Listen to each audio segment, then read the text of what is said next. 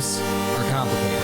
Set in the universe of the fifth alternate ending of Drakengard, the Nier franchise is a multimedia monster committed to prodding your perception and manipulating your expectations. Split and twined from its 2010 inception, not you.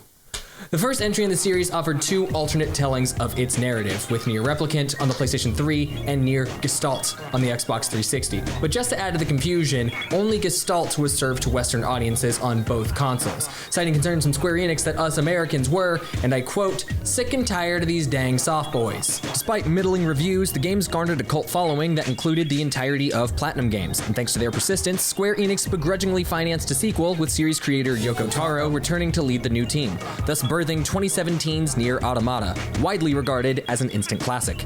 With over 5 million copies sold to date, it's safe to say this series has garnered mass appeal. Hence, Nier Replicant version 1.22474487139, a remaster of the Japanese PS3 version of the first game, is being brought to the PS4, Xbox One, PC, and North America in general for the first time ever, and we're all very excited about that. Now, some folks think I should just stop here. Now that I've explained what these games are in the most objective, adjacent possible way, some say it best that I just pack it in, without first anatomizing the gameplay, explicating the themes, or exploring why I think these games are significant. I mean, they're just video games after all. Why should anybody base their opinions on anything other than surface-level observations? Well, the thing is, the Nier games are complicated. Blasted from the brain of an enigmatic masked auteur, the Nier franchise is a multimedia monster committed to prodding your perception and manipulating your expectations. They're not just JRPGs made by a big company, they're thematically rich tone pieces that aim to deconstruct their medium just as much as they celebrate it. Nier games are average JRPGs designed to usurp and supersede the average JRPG by tricking players into critically examining the media they're consuming, even if it comes at the cost of their own self-image. In order to make this case, I'm gonna need to spend a couple minutes anatomizing the gameplay, toiling amid the themes, and trying to make heads or tails of Yoko Taro, the master at the helm of... There are countless other videos that put you elbow deep in a 4-hour lore dissection, but before I inevitably get booed for boosting Marxism on main, let's buoy a basic overview of what it's like to actually play one of these things. Nier's bread and butter might be frantic hack and slash gameplay, but their bread and butter is ballistic shoot 'em up gameplay, and their bread and butter is 2D platforming, breaded and buttered with text-based adventures and proliferous fetch quests. I'm joking, but I'm also kinda not. All of these juxtaposing gameplay systems are always within arm's reach when you're sullying a save file in a Nier title. All of their core mechanics have been popular trends in video games since their inception. Again, not you. This tends to have an ironic effect on players. As they're going through the motions of familiar systems, they may soon notice that these worlds are littered with direct references not only to specific games, but true blue video game tropes that have been around for so long that it's often impossible to remember their origins. This, in my view, is what makes the experience of playing a Nier game so distinct. Their meta, overly referential design isn't inherently subversive by its own merits, but it's the pacing of the pitches and the peculiarity of its presentation that prods players' desire for examination.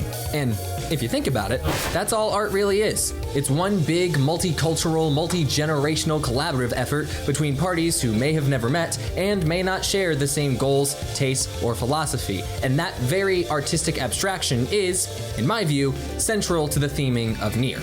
If you're not careful when you search this game up on YouTube, you may just find yourself elbow deep in a 4-hour lore dissection of Nier Automata that names each and every philosopher or school of thought represented in the game. But thankfully for us all, this isn't Ready Player One, so you don't actually need to memorize these references to understand what's being conveyed. When this android shopkeeper has an identity crisis because he needs to replace his only remaining original limb, even if you don't know the ship of Theseus by name, you can still say, "Oh man, that's deep."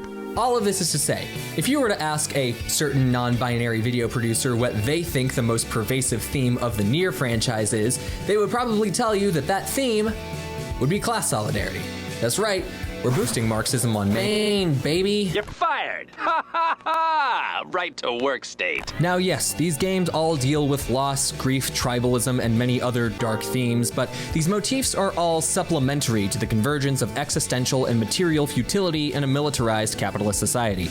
Nier dares to imagine what happens when the methodical thwarting of class consciousness reaches its logical conclusion, and what that means for everyone who's still forcibly disillusioned by power structures whose benefactors have long since abandoned them. This series evokes one of my favorite examples of sociological storytelling in popular media. Not because it's the first to draw these types of dystopian comparisons to modern life, because they're certainly not, but it's the pacing of the pitches and the peculiarity of its presentation that prods players' desire for examination. Here's what I mean.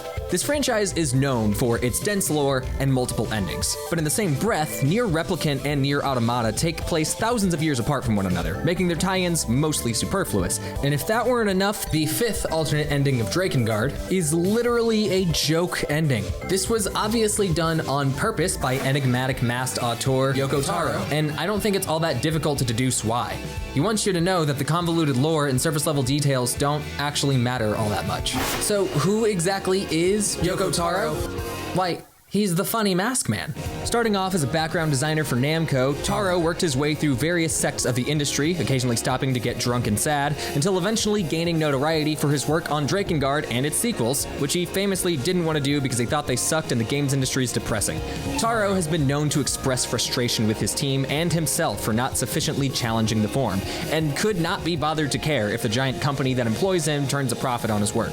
In a corporate culture that values sustainable homogeneity, Yoko Taro just wants to make the coolest stuff he possibly can. And this is absolutely reflected in how Nier mirrors other JRPG franchises, and more importantly, how it doesn't. Yoko Taro isn't interested in tricking anybody into thinking his work is more grandiose than it is, but his approach to game making does trick gamers into doing something they desperately need to do: actually thinking about the world around them. By burying his games in class-conscious rhetoric and building unique gameplay structures with bricks intentionally banal, he all but forces folks to consider class, politics, and media with a critical eye, and learn to appreciate nuance whether they want to or not. So, to put a lid on this, imperfection is the digital perfection, and few people with as much power and influence as Yoko Taro are as acutely aware of this as he is. The original Nier Replicant and Nier Gestalt were so busted and poorly received that their masterpiece sequel barely got made, and the only reason it did was because a few influential people had a media palette refined enough to see the value beneath the jank. Nier proves that a little nuance goes a long way, so I don't know, maybe if a game doesn't have perfect lighting or someone interprets media differently from you, you can just, handle that. Like an adult. Just relax. For more information on Nier, Drakengard, or any other games you vividly imagined while I was talking, head to GameStop.com, and if you want to keep up with me, you can head to YouTube.com/NugatoryVideos. But until next time... No, really, you're fired. Get out of here. Leave. Ha ha ha!